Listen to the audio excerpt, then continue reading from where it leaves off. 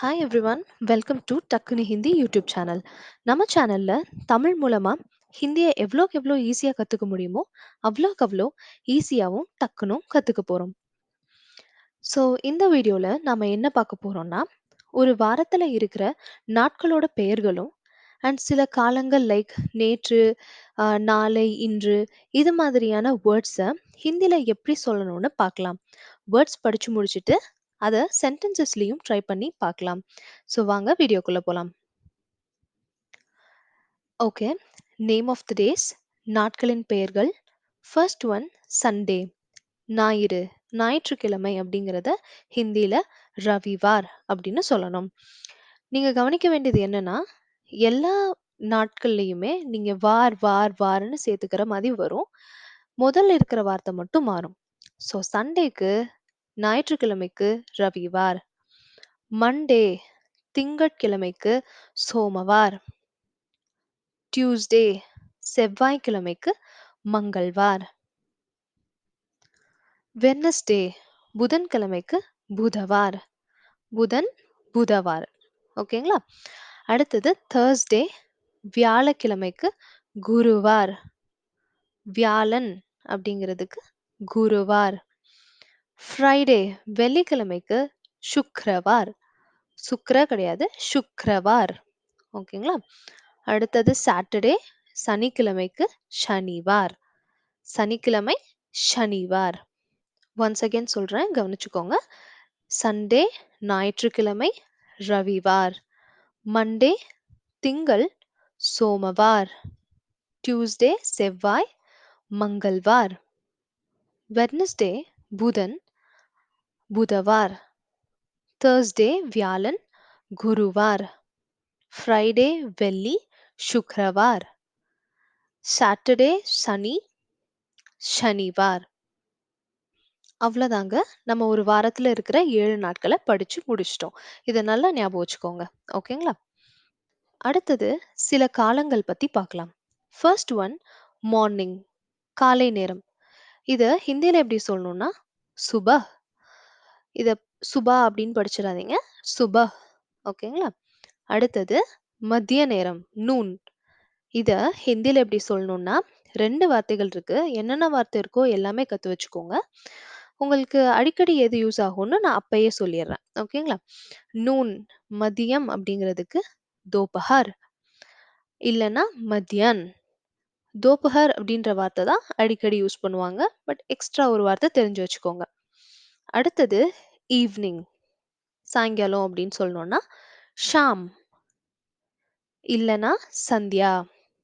ஷாம்ன்ற வார்த்தை தான் அடிக்கடி யூஸ் பண்ண போகிறோம். ஸோ ஜென்ரலாக யூஸ் பண்ணுறதும் ஷாம்ன்ற வார்த்தை தான் யூஸ் பண்ணுவாங்க. ஈவினிங்க்கு ஷாம். நைட் இரவு அப்படின்னா ராத். ராத்திரி நம்ம தமிழ்ல சொல்லுவோம் இல்லையா, அது ராத். ஃபர்ஸ்ட் ஒன் பாருங்க, காலைனா சுபஹ், மத்தியானம்னா தோபஹர், மாலைனா ஷாம், இரவுனா ராத். இதுல ஒரு நாள்ல வர 4 நேரங்கள் பத்தி படிச்சிட்டோம். இப்ப அடுத்து பாருங்க, ஒரு நாள், ஒன் டே அப்படின்னு சொல்லணும்னா அந்த டே அப்படின்ற வார்த்தைக்கு ஹிந்தியில தின், டேன்ற வார்த்தைக்கு தின், இல்லைன்னா திவஸ் அப்படின்னும் சொல்லலாம். ஸோ ஒரு நாள் அப்படின்னா என்ன சொல்லுவீங்க? ஏக் தின். அடுத்தது டுடே, இன்று. இன்று அப்படின்னு சொல்லணும்னா ஆஜ். இன்று அப்படின்னு சொல்லணும்னா ஆஜ். நேற்று எஸ்டர்டே அப்படின்னு சொல்லணும்னா கல். நேற்று அப்படின்றதுக்கு கல். நாளை டுமாரோ அப்படின்னு சொல்லணும்னா அதுக்கும் கல் தாங்க. ஓகேங்களா?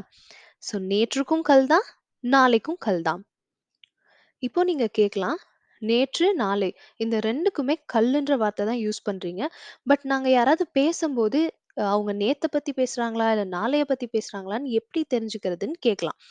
அது எப்படி தெரிஞ்சுக்க முடியும்னா, அவங்க என்ன வாக்கியம் யூஸ் பண்றாங்களோ, அது கடந்த காலத்த பத்தி குறிக்குதா, இல்ல எதிர்காலத்த பத்தி குறிக்குதா அப்படிங்கிறத பேஸ் பண்ணி தான் நீங்க அது எஸ்டர்டேவா இல்ல டுமாரோவான்னு கண்டுபிடிக்க முடியும்.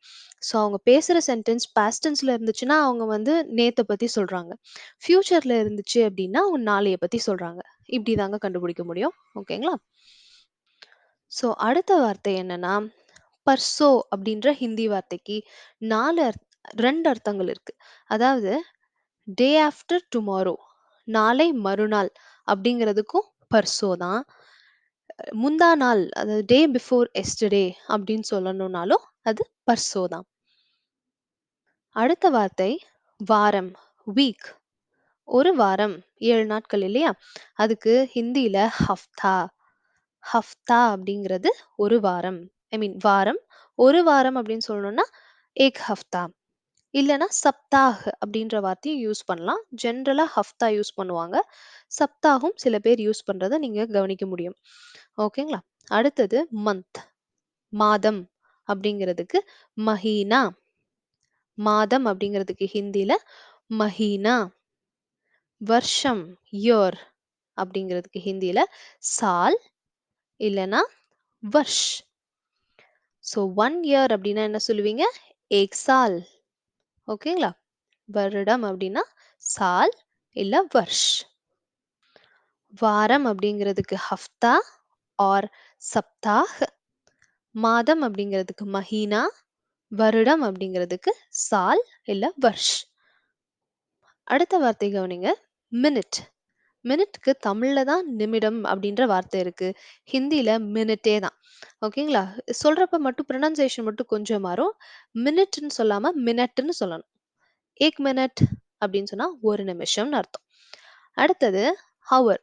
1 ஹவர் அப்படின்னு சொல்றப்போ 1 மணி நேரம் அப்படின்னு சொல்றதுக்கு ஹிந்தில எப்படி சொல்றது? ஏக் கண்டா. ஓகேங்களா? கண்டா அப்படின்னா ஹவர் அப்படின்னு அர்த்தம். அடுத்தது டிகேட்.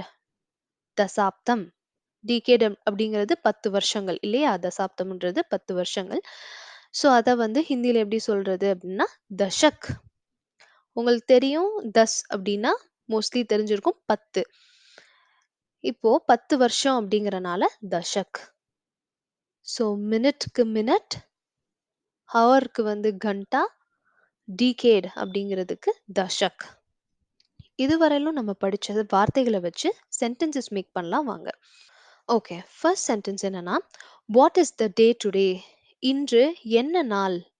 இது கேட்போம் இல்லைங்களா? இன்னைக்கு என்ன நாள்னு மறந்துரும் நமக்கு. டேட் ஞாபகம் இருக்கும், டே ஞாபகம் இருக்காது. ஸோ இன்னைக்கு என்ன நாளு அப்படின்னு கேட்கணும் அப்படின்னா, ஹிந்தில எப்படி கேட்கலாம்? இன்று அப்படிங்கிறதுக்கு இப்பதான் படிச்சோம் ஆஜ். என்ன அப்படிங்கிறதுக்கு கியா.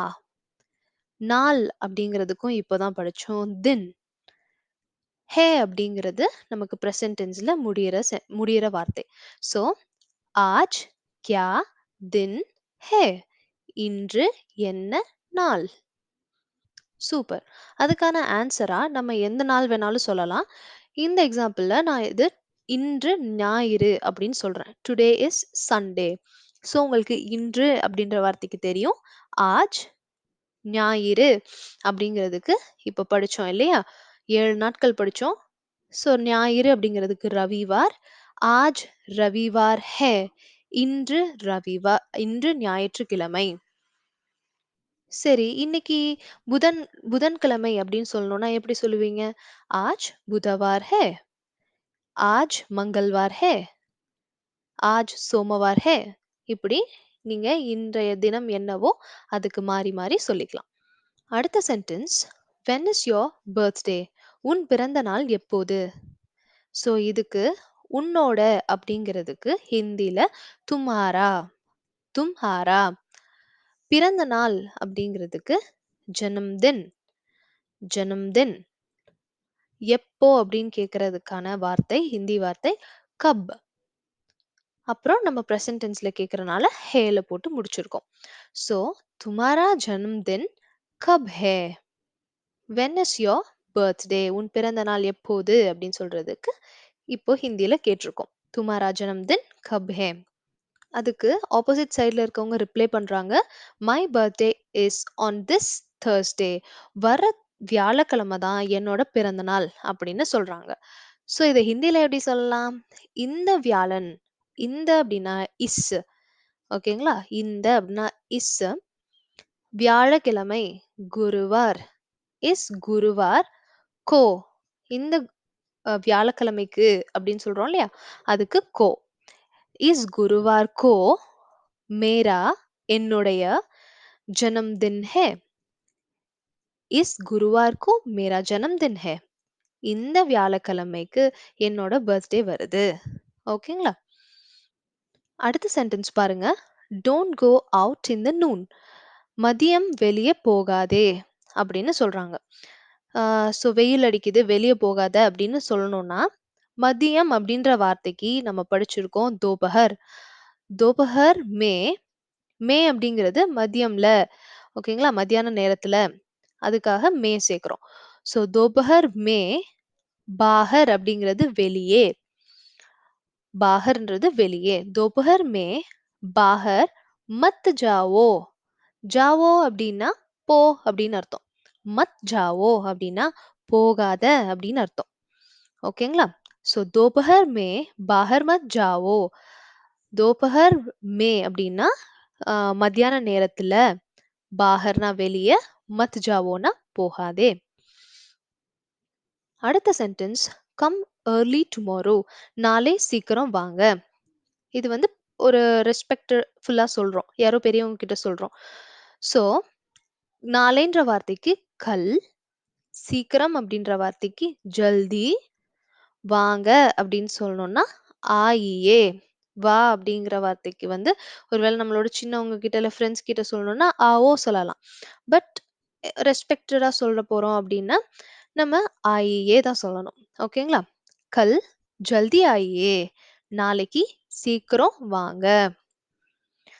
அடுத்தது it is a work of 1 hour. இது ஒரு 1 மணி நேர வேலைங்க அப்படின்னு சொல்றோம். இதுக்கு ஹிந்தில எப்படி சொல்லலாம்? இது அப்படிங்கிறதுக்கு ஹிந்தில யஹ் 1 மணி நேரம். ஏக் கண்டா. மணி அப்படிங்கிறது கண்டான்னு பார்த்தோம். ஸோ 1 மணினா ஏக் கண்டா. கா காம் ஹே 1 மணி நேரத்திற்கான வேலை. அதுக்கு தான் அந்த கா.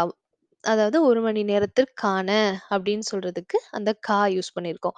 யஹ் இது. ஏக் கண்டா 1 மணி நேரம். கா காம் ஹே 1 மணி நேரத்திற்கான. காம் அப்படிங்கிறது வேலை. ஹே வந்து நம்ம பிரசன்ட் டென்ஸ்ல யூஸ் பண்றனால யூஸ் பண்றோம். यह 1 घंटा का काम है. அடுத்த சென்டென்ஸ் பாருங்க. Stop for a minute. ஒரு நிமிஷம் நில்லுங்க அப்படின்னு சொல்லணும். ஸோ ஒன்றுனா நமக்கு தெரியும் ஏக். மினிட்னாலும் இப்பதான் படிச்சோம் மினட். நிக்கிறதுக்கு வந்து ருக் அப்படின்ற வார்த்தை. ஸோ நில்லுங்க அப்படின்னு சொல்றனால ருக்கியே. ஏக் மினிட் ருக்கியே. இப்போ எங்கேயோ பஸ் நோக்கி போயிட்டு இருக்கீங்க. ஒரு நிமிஷம் நில்லுங்க அப்படின்னு கண்டக்டர் கிட்ட சொல்லணும் அப்படின்னா ஏக் மினிட் ருக்கியே அப்படின்னு சொல்லலாம். ஸோ அவ்வளோதாங்க. உங்க டே டு டே லைஃப்ல ஹிந்தி பேசணும்னு நினைச்சீங்கன்னா, இந்த வேர்ட்ஸும், இந்த சென்டென்சஸும் கண்டிப்பா யூஸ்ஃபுல்லா இருக்கும்னு நெனைக்கிறேன். நான் எப்பவும் சொல்ற மாதிரி தான், நீங்க திரும்ப திரும்ப இத பேசி ட்ரை பண்ணுங்க. கண்டிப்பா ஈஸியா ஹிந்தி நீங்க பேசிறலாம். Please subscribe our channel for more such videos. Thank you so much.